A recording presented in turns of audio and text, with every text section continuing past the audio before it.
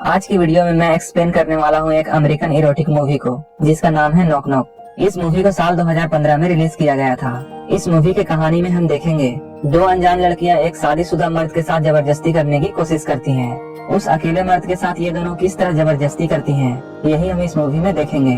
तो चलिए इस मूवी को शुरू करते हैं। इस मूवी के स्टार्टिंग में हम एक मैरिड कपल को देखते हैं जिनमें से हस्बैंड का नाम इवेन है और वाइफ का नाम कैरन है। इन दोनों के साथ इनकी छोटी सी फैमिली में दो बच्चे भी हैं। आज फादर्स डे है और ये दोनों बच्चे अपने फादर के लिए केक लेकर आए हैं। ये पूरी फैमिली एक साथ फादर्स डे सेलिब्रेट करती है। तो वहीं पर हम लोइस को देखते हैं जो कि कैरन का असिस्टेंट है।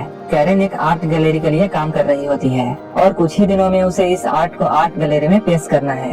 कैरन अपने आर्ट को मूव करने का जिम्मा लोइस को दे देती है।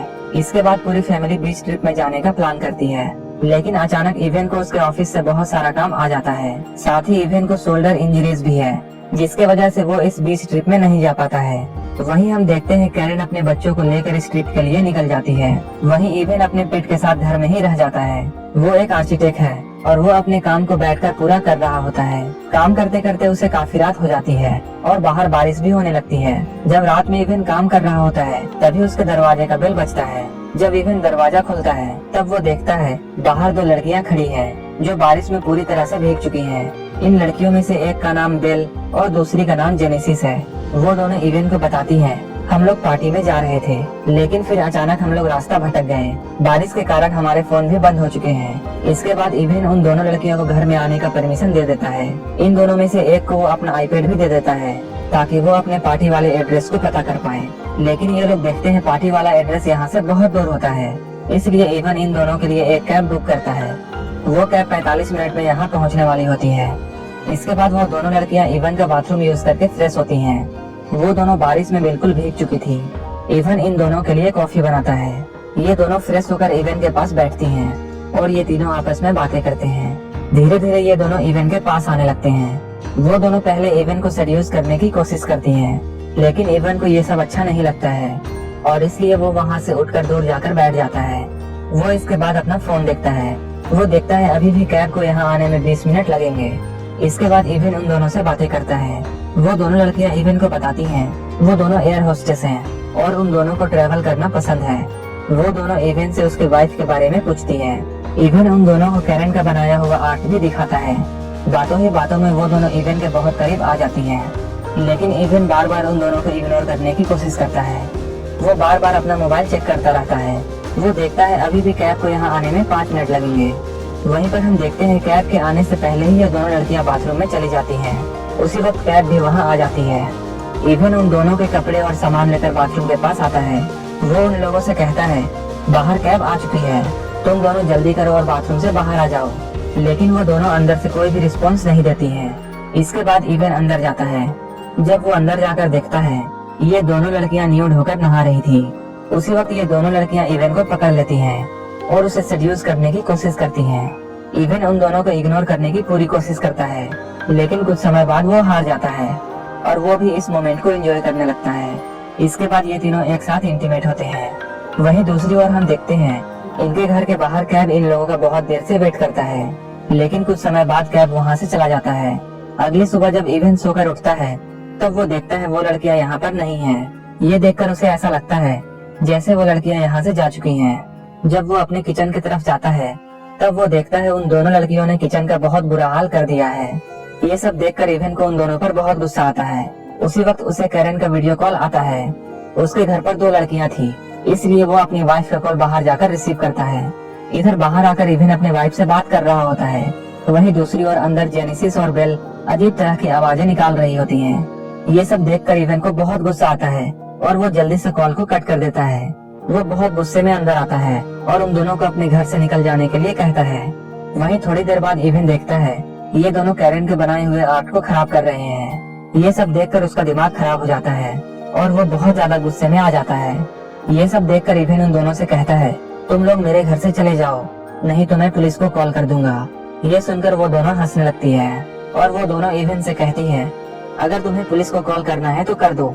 और वो इवेन से कहती है हम दोनों लड़कियां अंडर एज हैं और तुम अंडर एज लड़कियों के साथ इंटीमेट हुए हो और ये एक जुर्म है। इस जुर्म में पुलिस तुम्हें अरेस्ट कर लेगी। ये सुनकर इवेन को बहुत बड़ा झटका लगता है। तब उसे अचानक ये एहसास होता है उसने बहुत बड़ी गलती कर दी है। वहीं हम देखते हैं इवन का डोरबेल बजता है और उसके दरवाजे पर कोई आया है।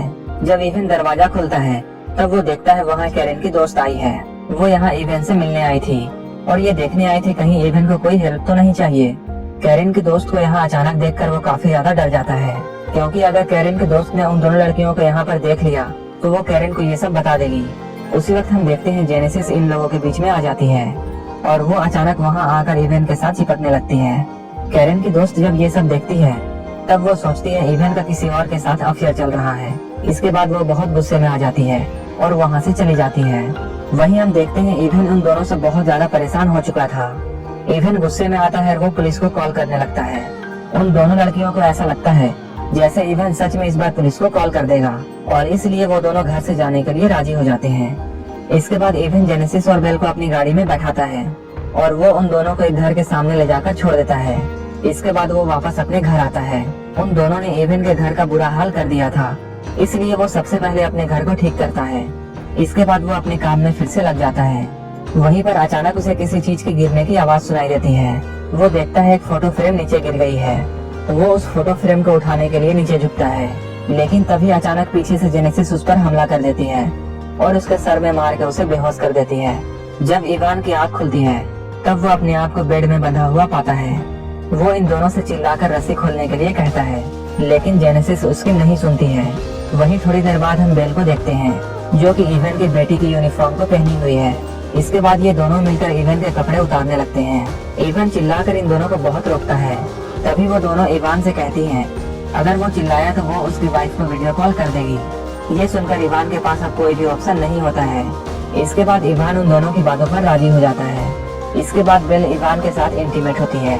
वहीं दूसरी ओर हम जेनेसिस को देखते हैं जो कि ये सब रिकॉर्ड कर रही होती है।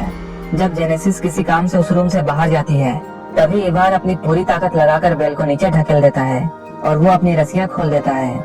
इसके बाद वो जेनेसिस के पास जाता है। तभी जेनेसिस इवान के इंजर्ड सोल्जर पर हमला कर देती है।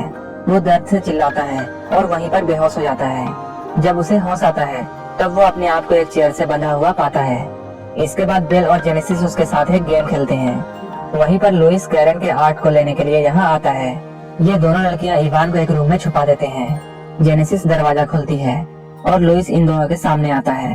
वो लुइस को बताती है हम दोनों इवान की कजन्स हैं। ये दोनों ने कैरन के आर्ट को खराब कर दिया था। जब लुइस उस खराब हुए आर्ट को देखता है तो वो बहुत हैरान होता है। वो दोनों लुइस से कहती हैं इस आर्ट को इवान ने खराब किया है। अचानक लुइस को इवान की आवाज सुनाई देती है। आवाज का पीछा करते हुए वो कमरे तक जाता है। वो वहाँ जाकर देखता है इवान को इन दोनों लड़कियों ने बांध दिया है। इसके बाद वो इवान को छुड़ाने के लिए उसकी रस्सियों को खोलने लगता है। तभी जेनेसिस और बेल उस आर्ट को तोड़ने लगते हैं। जब लुइस उस आर्ट को टूटता हुआ देखता है तो उसे अचानक अस्थमा का अटैक आ जाता है। उसका इनहेलर भी जेनेसिस के पास होता है। लुइस को यहाँ पर सांस लेने में बहुत प्रॉब्लम्स होने लगती है। वो अपने इनहेलर को लेने के लिए उन लड़कियों से बहुत रिक्वेस्ट करता है। तभी अचानक उसका पैर लड़खड़ा जाता है और उसका सर उस आर्ट से टकरा जाता है। लुइस के यहाँ पर मौत हो जाती है। ये सब देखकर ये दोनों हंसने लगती हैं। ये देखकर इवान समझ जाता है ये दोनों साइको हैं। इसके बाद ये दोनों मिलकर लुइस की लाश को ठिकाने लगा देते हैं। इसके बाद वो इवान और लुइस के फोन से मैसेजेस करती हैं और वो दोनों ऐसा दिखाने की कोशिश करती हैं जैसे लुइस और कैरन का अफेयर चल रहा है। और जब इसके बारे में इवान को पता चला तो उसने लुइस को मार डाला। इसके बाद वो दोनों लड़कियां इवान के बैकयार्ड में एक गड्ढा खोदते हैं। इन दोनों का प्लान ये होता है ये दोनों इवान को यहाँ दफना देंगी। वहीं दूसरी ओर आईपैड से इवान अपने वाइफ को कॉल करने की कोशिश करता है, लेकिन जेनेसिस वहाँ आकर उसे पकड़ लेती है। इसके बाद उन दोनों को गुस्सा आता है और वो इवान के घर को पूरी तरह से तहस नहस करने लगती हैं। वो इवान का बाल भी काट देती हैं। इवान उन दोनों से बहुत रिक्वेस्ट करता है कि प्लीज मुझे जाने दो। वो दोनों इवान से कहती हैं चलो अब हम लोग हाइड एंड सीक खेलेंगे। ये कहकर वो दोनों इवान की रस्सियों को खोल देते हैं। इसके बाद इवान कहीं जाकर घर में जल्दी से छुप जाता है, लेकिन जेनेसिस उसे पकड़ लेती है। इसके बाद इवान हेल्प के लिए चिल्लाता है। उसी वक्त जेनेसिस उस पर गन तान देती है और उसे चुप रहने के लिए कहती है। इसके बाद सुबह होती है और ये दोनों इवान को दफनाने के लिए इवान को उस गड्ढे के पास ले जाती हैं और ये दोनों इवान को वहाँ दफना देते हैं, लेकिन वो इवान के सर को जमीन से बाहर रखते हैं। इसके बाद वो दोनों इवान को अपना सच बताती हैं। वो दोनों इवान से कहती हैं हमारा प्लान तुम्हें मारने का बिल्कुल नहीं था। हम दोनों बस अपने मजे के लिए तुम्हारे साथ एक गेम खेल रहे थे। हम दोनों अंडर एज भी नहीं हैं। इन दोनों लड़कियों का शौक होता है कि वो एक मैरिड आदमी को सेड्यूस करके उसकी फैमिली को डिस्ट्रॉय कर दे। ऐसा करने में इन दोनों को बहुत मजा आता है। इसके बाद बेल उसे एक वीडियो दिखाती है। ये वीडियो वही था जिसे जेनेसिस ने उस वक्त रिकॉर्ड किया था, जब बेल इवान की बेटी की यूनिफॉर्म पहनकर उसके साथ इंटीमेट हो रही थी। इसके बाद वो इस वीडियो को इवान के फेसबुक प्रोफाइल में अपलोड कर देती हैं और इसके ऊपर लिखती हैं हैप्पी फादर्स डे, जिससे सबको ऐसा लगे जैसे इवान अपनी ही बेटी के साथ इंटीमेट हो रहा था। इसके बाद ये दोनों अपना अगला शिकार ढूंढने के लिए वहाँ से चली जाती हैं। उन दोनों के जाने के बाद इवान बहुत कोशिश करके अपना हाथ बाहर निकालता है और वो उस वीडियो को डिलीट करने की कोशिश करता है, लेकिन इसी कोशिश में वो गलती से इस वीडियो को लाइक कर देता है और इसी के साथ ये मूवी यहीं पर खत्म हो जाती है।